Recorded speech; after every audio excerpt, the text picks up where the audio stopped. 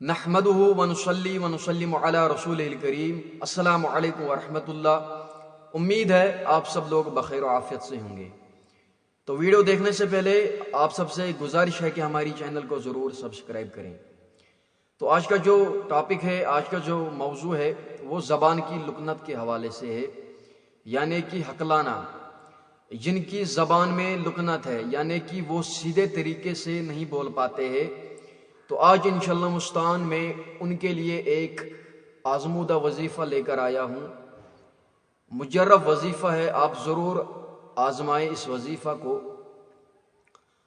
تو کرنا کیا ہے؟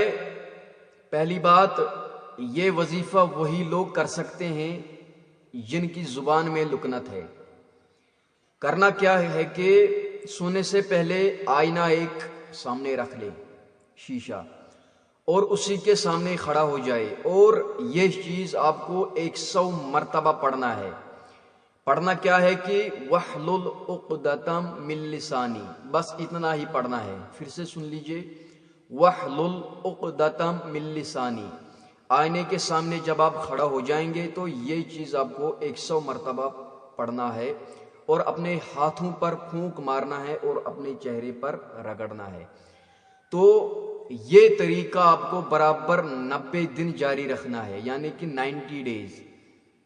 90 ڈیز سے پہلے، یعنی کہ 90 دن سے پہلے یہ اس عمل کو نہیں چھوڑنا چاہیے۔ برابر آپ 90 دن یہ عمل جاری رکھے تو انشاءاللہ مستعان جو زبان کی لکنت ہے وہ انشاءاللہ بفضل خدا دور ہو جائے گی۔ تو پھر سے یہ وظیفہ سن لیجئے، وَحْلُلْ عُقْدَةً مِّن لِّسَانِي، اتنا ہی پڑھنا ہے، بس آپ کو یہ عمل برابر جاری رکھنا ہے 90 ڈیز۔